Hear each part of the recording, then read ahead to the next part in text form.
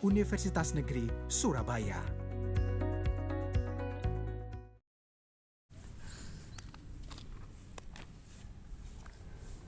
Assalamualaikum warahmatullahi wabarakatuh.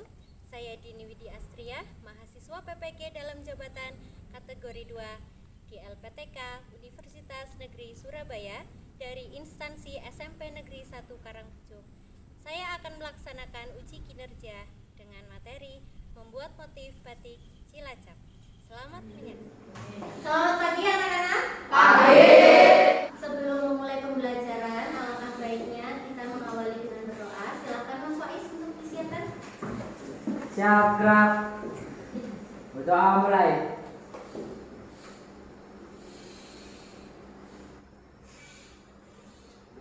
Berdoa selesai.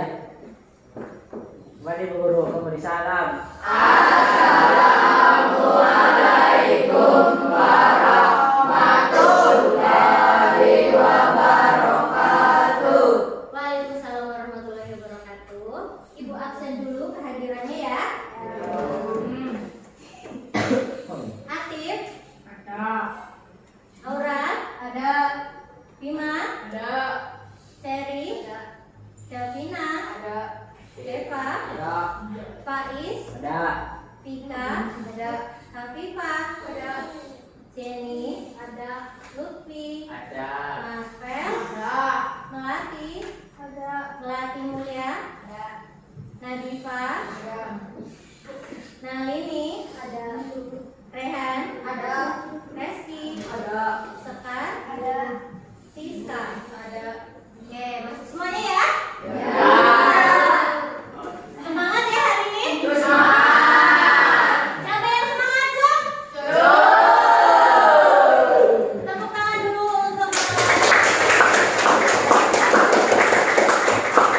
ya, sebelum memulai pembelajaran, Ibu akan awali dulu untuk mengulas pembelajaran kita minggu lalu. Ya? Masih ingat tidak? Oh, harus masih. Nah, apa yang sudah kita pelajari minggu lalu coba? Ya, betul. Penerapan ragam hias pada bahan buatan tekstil. Kita sudah mempelajari berbagai macam teknik penerapan ragam hias pada bahan buatan tekstil. Nah, apa saja teknik penerapan pada bahan tekstil? Coba. Batik, Kemudian, nyablon, Menenun. menyulam, melukis. Iya, betul sekali. Berbagai macam teknik sudah kita pelajari minggu lalu. Dengan langkah-langkahnya pun sudah kita pelajari. Tapi Ibu di sini akan fokus satu saja. Fokus satu saja, yaitu membatik. Coba, apa saja langkah-langkah membatik? Siapa yang masih ingat, Cok? membuat desain, Membedakan desain dalam kain. Kemudian, memberikan desain, ada lagi mewarna, ngeblok. Yang terakhir, lorot. Iya, bagus sekali semuanya masih ingat. Tapi tidak hanya langkah-langkah membatik saja yang dibutuhkan untuk melanjutkan pada materi hari ini. Itu juga perlu teknik menerapkan ragam hias. Di minggu-minggu sebelumnya kita sudah mempelajarinya ya. Apa saja teknik menggambar ragam hias? stilasi dan deformasi. Oke, stilasi dan deformasi. Ada dua teknik untuk menggambar ragam hias. Ada yang masih ingat apa itu stilasi? Bu, stilasi adalah teknik membentuk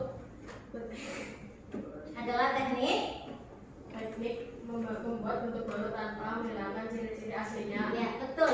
Stilasi adalah menggambar bentuk baru tetapi tidak menghilangkan ciri-ciri aslinya. Tetap mempertahankan ciri-ciri aslinya. Nah, di sini Ibu sudah menyajikan tujuan pembelajaran kita hari ini. Tujuan kita adalah yang pertama, kita akan menganalisis ide pembuatan ragam hias pada bahan buatan. Kita akan menganalisis ide ragam hias pada bahan buatan. Dan yang kedua, setelah kita mencari ide, kita akan membuat motifnya dari ide yang sudah kita dapat tadi. Dan yang terakhir, kalian akan mengkomunikasikan hasil ide pembuatan motif tersebut, ya. Nah, why? Kenapa? Kenapa tujuan tadi harus kita laksanakan? Kenapa? Dari mencari ide, membuat motif, itu intinya kita adalah melaksanakan langkah-langkah membatik. Kenapa sih harus membatik, Bu? Kenapa? Karena batik di Indonesia itu sudah sangat terkenal. Siapa di sini yang tidak tahu batik? Ya kan? Kalian sekolah juga ada jadwalnya menggunakan kain batik. Ya tidak? Ya.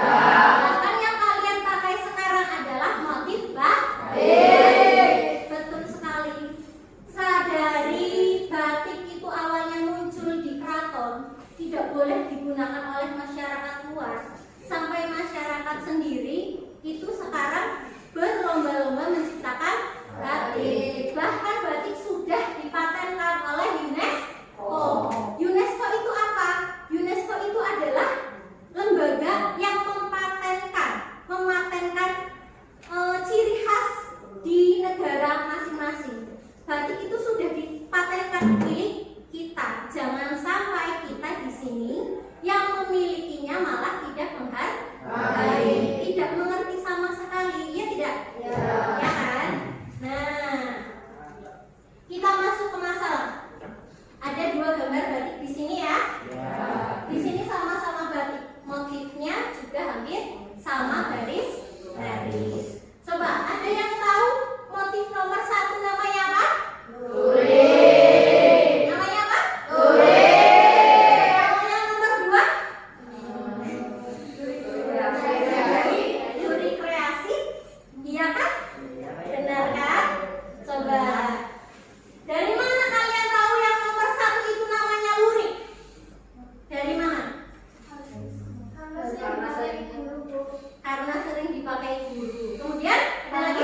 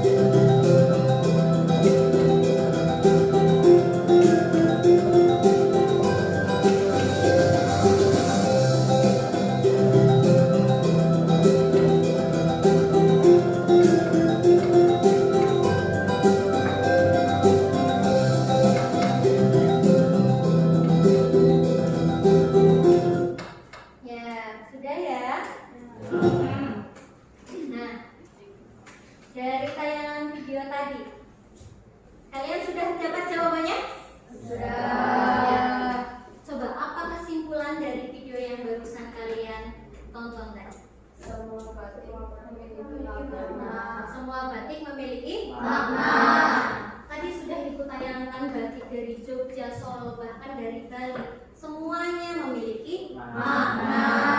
Setiap batik memiliki makna. Jadi kenapa yang tadi kalian jawab batik itu dipakai oleh guru, batik itu terkenal, itu karena batik itu memiliki makna. Coba lihat yang di sini, ada lurik, ada yang satunya lagi, lurik kreasi kata kalian, ya kan? Tapi kenapa kok yang terkenal yang nomor 1? Padahal menarik yang nomor berapa? 2. Nomor 2, ya kan? Tetapi kenapa yang diagung-agungkan adalah yang nomor 1? Yang sangat terkenal, bahkan sampai dipakai oleh guru-guru adalah nomor 1. Kenapa? Karena dia memiliki makna. Meskipun yang nomor 2 lebih indah, tetapi dia tidak diciptakan dengan makna. Dia diciptakan hanya untuk melebihkan keindahannya saja. Paham ya? Oke. Kemudian di sini ibu punya tema. Ibu akan mengajak kalian untuk membuat motif yang bermakna. Ibu sudah memilih tema yaitu Cilacap. Kalian orang Cilacap ya kan? Ya. Benar? Benar. Cilacap? Ya. Sering berkeliling Cilacap? Ya. Sering healing Cilacap? Sering. Baik. Ada yang tidak tahu pariwisata Cilacap? Tahu. Ada yang tidak tahu kuliner khas Cilacap? Tahu. Ada yang tidak tahu kesenian Cilacap? Tahu. Kalau profil Cilacap? Tahu. Tahu apa coba? Coba Cilacap. Cilacap itu slogannya apa kalau di gerbang kita mau masuk ke Cilacap? Cilacap bercahaya. Bercahaya. Kemudian lambang Cilacap apa saja? Bukan apa saja, hanya satu ya. Apa ya? Wijaya Kusuma. Wijaya Kusuma. Kembang Wijaya Kusuma. Nah, dari yang sudah tadi ibu bocorkan, ibu coba pengen tahu. Makanya kalian tahu kuliner Cilacap, kalian tahu pariwisata Cilacap, ya? Sekarang ibu minta kalian buka HP-nya. Ibu akan kirimkan sebuah link di mana kalian akan mengisi kekhasan Cilacap apa saja ya? Ada di Cilacap. Yuk, silahkan dibuka, silahkan diisi. Yang tidak tahu cara mengisinya, ibu contohkan. Di depan ada tanda plus, silahkan diklik. Kemudian nanti kalian akan mengisi subjek dan keterangannya di bawah. Subjeknya diisi judul. Diisi judul yang mana? Yang tadi, yang kuliner, profil, pariwisata, kemudian kesenian, dan yang di bawahnya misalnya judulnya kuliner, di bawahnya berarti makanan apa yang khas di Cilacap. Silakan coba, ini tunggu jawabannya.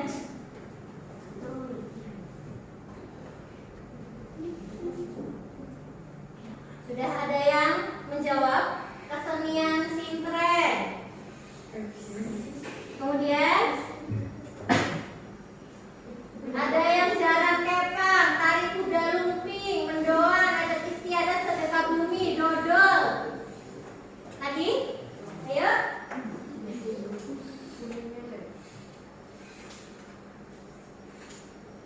Pariwisata Benteng Pendem.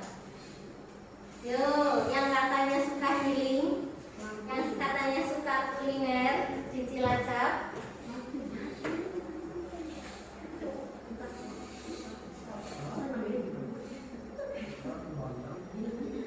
Banyak sekali ya ternyata ya. Ini adalah contoh-contoh ide. Contoh-contoh ide yang bisa kalian gunakan untuk membuat motif yang bermakna. Motif yang bermakna bisa berasal dari sumbernya, bisa berasal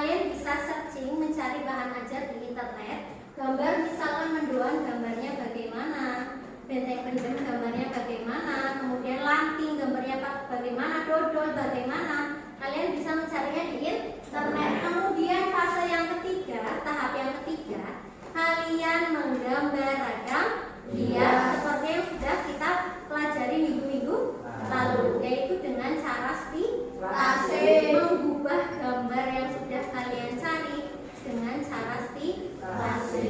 Paham ya? Paham. Oke. Nanti akan Ibu bagikan LKPD. Ibu terangkan dulu, di sini ada LKPD. Di sini ada 3 komponen yang harus kalian isi. Yang pertama, inspirasi ide. Itu seperti tadi yang kalian isi tadi, kalian mengisi lagi di sini. Ada profil, budaya, kuliner, dan pariwisata. Kulinernya apa saja yang bisa dijadikan ide, budayanya apa saja, kulinernya apa saja, pariwisatanya apa saja.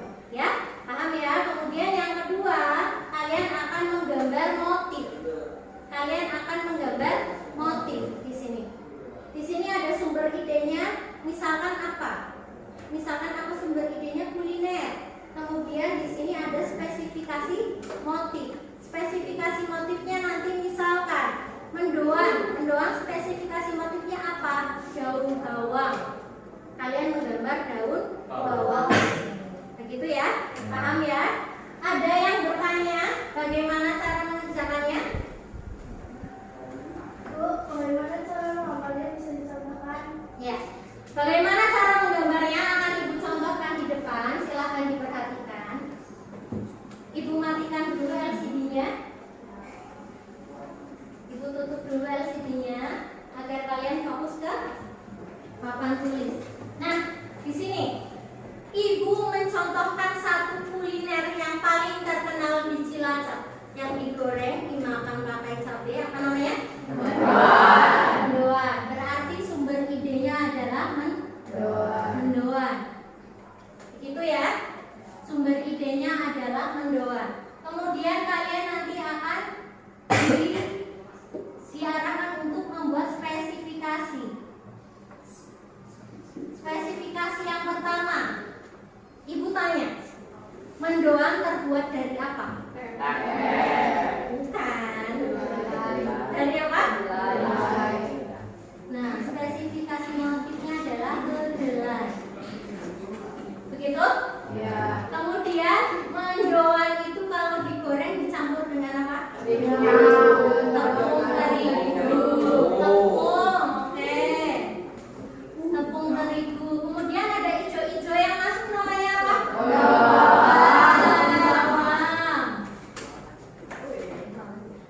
Daun bawang. Kemudian lagi, mendoan biasanya dimakan pakai cabai. Oke ya. Kemudian jangan lupa mendoannya itu sendiri untuk dijadikan motif utama. Dan lagi, mendoan kalau disajikan pakai apa? Pakai piring. Piring juga bisa jadi motif loh ya. Piring. Gitu. Kemudian Ibu contohkan gambarnya dengan cara stilasi. Menggambarnya dengan cara stilasi. Kedelai disederhanakan tanpa menghilangkan ciri aslinya. Kedelai bulat-bulat saja seperti ini, dikasih titik. Gitu. Ada beberapa kedelai. Itu gampang ya? Ya. Kemudian tepung. Tepung apa bisa dijadikan sendirian? Tidak. Kita gabungkan dengan mendoan. Mendoan bentuknya persegi panjang. Kalau sudah dicampur tepung, digoreng, dia akan ada keriting-keritingnya. Ya tidak? Ya. Nah, kemudian di tengah-tengahnya biasanya ada daun bawang.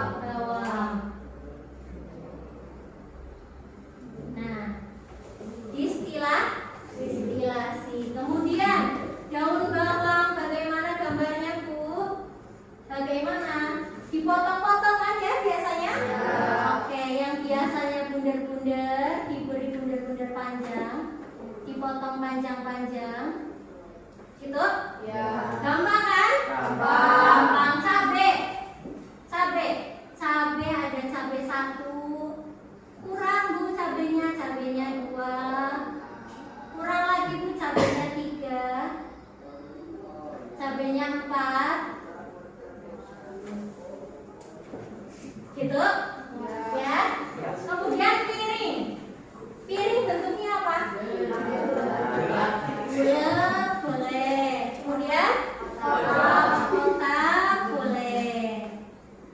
Nah, ini contoh membuat gambar-gambar dari spesifikasi motif.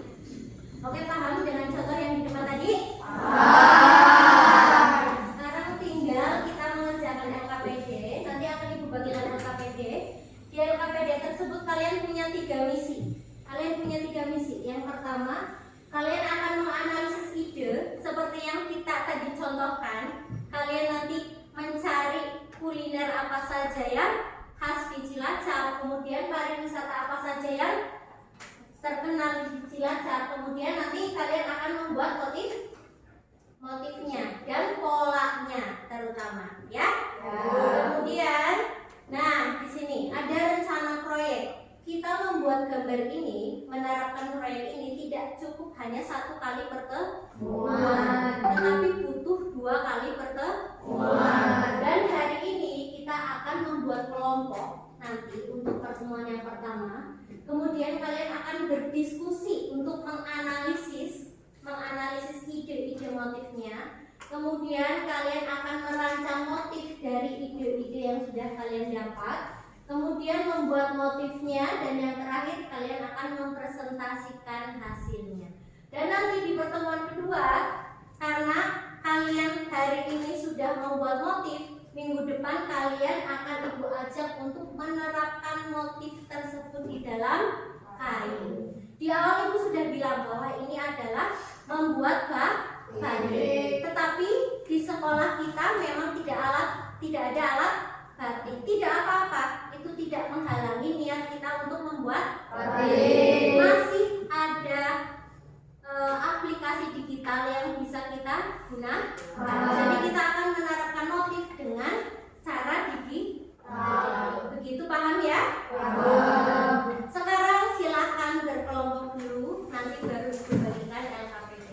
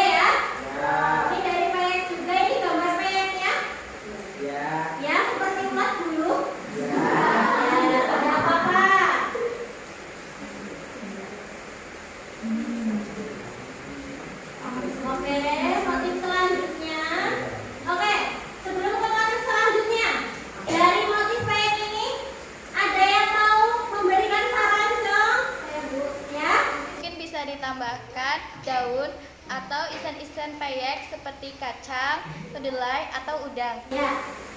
Oke.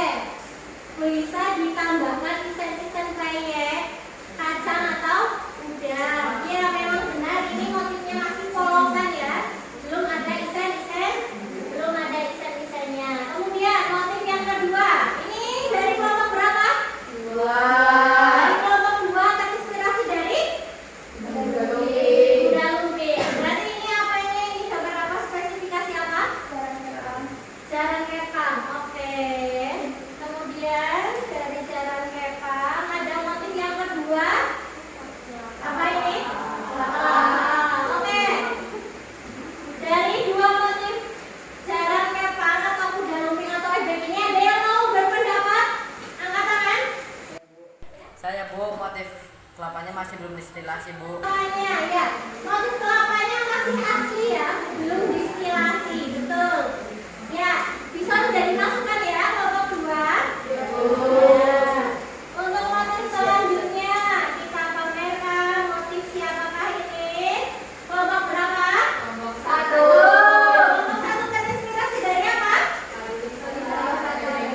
Dari wisata Benteng Pendem. Oke. Ini polanya, kemudian motifnya apa ini?